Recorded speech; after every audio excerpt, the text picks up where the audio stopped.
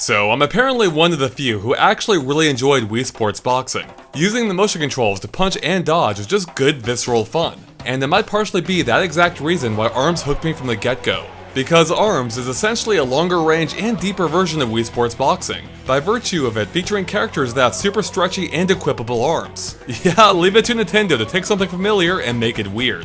Like, really weird. I rest my case. Because of the long range and relatively slow speed of your attacks, ARMS rewards patience and precision much more than it does randomly flailing about. Learning how to control both arms independently and simultaneously, including curving them mid-attack with a twist of the Joy-Con, is essential. But it's also a little bit like rubbing your stomach and patting your head at the same time. Especially since you can equip different arms for each, well, arm, making both function very differently from each other, which can be a little tricky to keep in mind. Some arms, for instance, are slower but heavier and can punch right through an opponent's, well, punch, whereas others may come in at a steep angle, making it harder to dodge, and others yet may fire projectiles for even longer range combat, which is saying something in a game like this. And that's not even to speak of the elemental attributes that each arm can gain by charging up, such as ice that freezes your opponent in place, or electricity that temporarily disables their arms. What I'm getting at is that selecting your arms is just as important as choosing your character, and that includes learning how they all complement each other. Clearly, there's quite a bit going on here. Speaking of characters, the eclectic roster immediately stood out to me as being among Nintendo's best yet, featuring unique designs that are fun and iconic, such as Springman's coiled blue hair, or Min Min's noodle arms and ramen hair locks. The attention to detail truly is fantastic, even as it applies to their animation, such as how Twintail walks with clear purpose, or even how the robotic Bite and Bark moves stiffly like an ancient Disney animatronic. These characters really do ooze personality, and that's not even to mention how differently they all play, such as how Ribbon Girl can control the air with her ability to jump repeatedly, or how Ninjara can briefly vanish from sight to throw off their opponent. And then there's a complete freak show that is Helix, who, well, you can see for yourself. Between the 10 different characters and 30 equipable arms, that's a heck of a lot of possible combinations, which can be a bit intimidating, especially since the game doesn't do a particularly great job of explaining the pros and cons of each arm, leaving you to learn primarily through repeated exposure, which wasn't much of an issue for me since I found fighting one-on-one so incredibly addictive, at least when facing human opponents. But the game does feature a tutorial mode that'll walk you through the basics, and then beyond that lets you choose specific gameplay elements to focus on, like guarding or blocking grabs. Of course, you may just want to hop into the Grand Prix mode to try things out for yourself, which is essentially ARMS arcade mode, but can be played with 1 or 2 players. In it, you'll fight your way through 10 rounds of opponents in mostly one-on-one battles, with the occasional sporting event thrown in to mix things up, such as Skill Shot, which is a race to break the targets, B-Ball, which is ARMS' version of basketball, except instead of a ball, your goal is to grab your opponent and dunk them instead, and finally there's V-Ball, which is volleyball ARMS style, where you want to keep the ball away from your side of the net until it explodes on the opponent's side instead. The sporting events aren't particularly deep, at least compared to the combat, but they are a fun diversion and help mix up the action. Unfortunately, beyond a couple of final challenges I can't quite talk about yet, the Grand Prix is remarkably bare bones, consisting almost entirely of content from elsewhere in the game. The general presentation is pretty lackluster with no real story at all, featuring only a brief character introduction before each battle. Even Biff, who had a commanding presence in the ARMS Direct, has seemingly lost his voice and instead only makes high-pitched inkling-like sounds, which kinda sucks the energy out of the otherwise high-octane experience. Now, to be fair, a bare-bones arcade mode isn't exactly atypical for fighting games, but I still think it's a giant missed opportunity to explore these eccentric characters more in depth. Instead, what you see is what you get. They don't even get a proper ending. And it's for that reason that after a couple of playthroughs, I was pretty much done with the Grand Prix, because I'd much rather spend my time online in order to take on actual human opponents. And fortunately, when it comes to the online, ARMS pretty much nails it. Okay, so ARMS basically offers 3 ways to play online: Party Match, Ranked Match, and with friends. Party Match will probably be the primary draw for most people, as it's available from the get-go and is slightly more casual in that you don't earn any kind of rank here. Instead, you're thrown into a lobby with a handful of other people, which the game then subdivides into different groups for every match, before mixing it up for the next one, and so on and so forth. And this is brilliant, as it not only ensures that there's a constant stream of players to challenge with almost no downtime between matches, but it also gives you the chance to familiarize yourself with the opponents over time, without having to take the same person on back to back to back. It almost fosters a little community, albeit one in which it can communicate only via punches and the shake of the player icon, Furthermore, pretty much every mode in ARMS is up for grabs here, with the game deciding randomly for each group. Whether it be a one-on-one battle, any of the sporting events we mentioned earlier, or even some others we haven't talked about yet, like the Hedlok battles where everyone works together to take down a common foe, or the 3 and 4 player free-for-alls. And then there's a team-based 2 vs 2, which can both be fun as well as completely chaotic. The sheer amount of variety here ensures that no single activity ever gets tiresome, and also helps prevent any one player from dominating round after round after round, since each mode demands a slightly different skill set. And in a really smart twist, those who do end up dominating for too many rounds in a row may find themselves handicapped at the start of the next round, starting with either 75%, 50%, or even 25% of their health. But to make up for the disadvantage, they'll be rewarded more coins that they can still pull off the win, which can then be spent on a minigame to unlock additional arms for each character.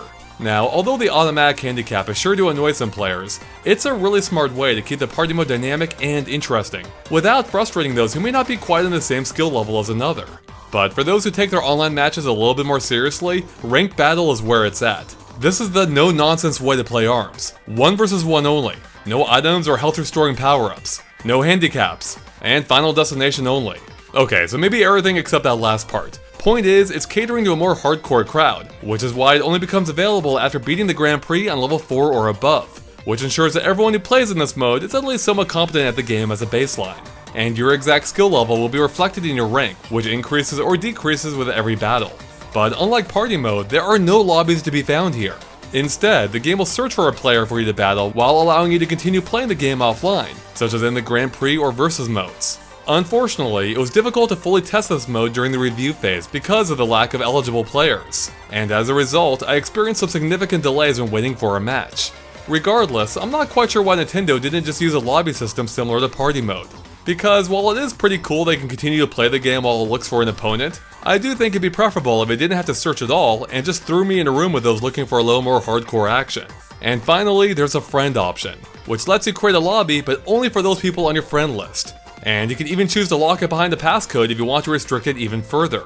Here you can choose exactly what game types you want to play and set the rules however you want, including how many points are required to win overall. Regardless of which mode I played online, the connections were nearly flawless across the board, even when fighting players overseas. I experienced only a couple of dropped connections in the hundreds of matches I played, and maybe only a handful of those matches had any noticeable lag at all. If I didn't know any better, I might have been fooled into thinking I was playing the game on a LAN. Which is pretty remarkable, not just for a Nintendo game, but fighting games in general. Furthermore, not only is ARMS the most stable online game I've played from Nintendo, but it's by far the slickest too. I love how the game dynamically groups people together inside little bubbles, which makes it easy to see at a glance who's fighting who and in what stage, complete with a visible clock that counts down the time. You can even track other people's games as their health bars and status are updated in real time. It's one slick package and certainly bodes well for the future of Nintendo's online service. But with that being said, I do have a few complaints. First, I wish 1 vs 1 battles were a little bit more common in the party mode, as I'm not exactly a big fan of the 3 and 4 player free-for-all battles. Because of how the camera is set up, it's pretty much impossible to have a good view of what everyone is doing at once, making it way too easy to be attacked from off screen. The extra players also require the use of an additional button in order to switch targets, which can feel cumbersome and confusing if you're just getting used to the controls. And that's compounded by the fact that it's not always easy to tell who you're locked onto, especially in the 2 vs 2 battles. I think some kind of on-screen indicator to show who you're locked onto would help a lot. Also, the 3-player free-for-alls feel a little bit unfair, since it encourages players to stay out of the fray until one of the others is KO'd, which can be a little frustrating. Local multiplayer is similarly solid, with the game running at a rock-steady 60 frames per second even in 2-player split screen, although it does take a hit with 3 or 4 players dropping down to a steady 30. But no matter what mode I played and whether online or off, I had a blast learning the intricacies of the gameplay as well as getting a handle on the dual Joy-Con motion controls, which is how I primarily played the game. I found them to be reasonably intuitive and accessible, while also affording an impressive amount of dexterity. Movement is handled by tilting both Joy-Cons in the desired direction, with your thumbs resting on the shoulder buttons on top to handle dashing and jumping. You then just punch the air to punch and twist the Joy-Cons like a dial to curve your punches in the desired direction.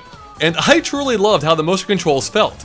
Delivering blows and KOs by actually punching just feels good, and I never felt at a disadvantage to those using standard controls. That is until I did.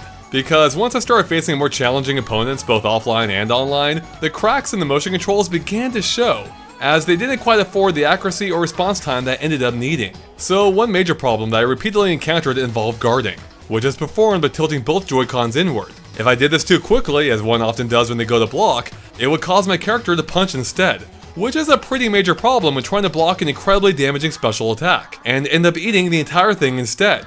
And since the game lacks any way to remap the controls, I was essentially forced to drop my Joy-Cons in favor of a more standard controller in order to stay competitive. Because in that case, guarding is performed with a click of the left stick instead, which is way easier to reliably pull off and you won't accidentally punch instead. And besides letting me more easily guard, I was surprised to find that the Pro Controller really might be the superior option across the board, allowing me to move around and steer my punches with even greater precision, even if that does mean I lost the ability to curve both arms independently.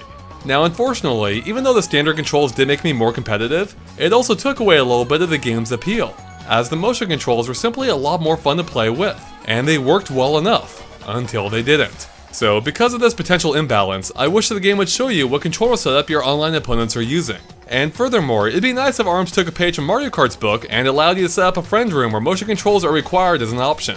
Those complaints aside, I truly had a great time playing ARMS, especially online. The gameplay is unlike anything I've played before, and it hooked me right from the get-go. I just couldn't get enough, especially of the 1 versus 1 action, and learning the game's intricacies and controls felt rewarding, both locally as well as online in the game's fantastic party mode. And once again, ARMS probably has the slickest online Nintendo has ever done. Oh, and I haven't even mentioned the game's eye-catching art style and overall great presentation, Grand Prix aside. Even the music is incredibly catchy. So in case you couldn't tell, I like ARMS a lot. But as with all fighting games, the metagame is sure to evolve as time goes on. And sure enough, even in my pre-release play sessions, I've discovered that ARMS seems to reward a more defensive playstyle at higher skill levels, which in my experience led to some more boring battles as both players played keep away, waiting for the other to strike first, thereby leaving them exposed. And that style of play doesn't excite me quite as much as the more casual but faster paced matches that I had played before. So it'll be interesting to see how the game evolves over time, especially since Nintendo has promised that more characters and content will be added as well. Thanks for watching, and make sure to subscribe to GameXplain for more reviews and everything else Nintendo Switch as well.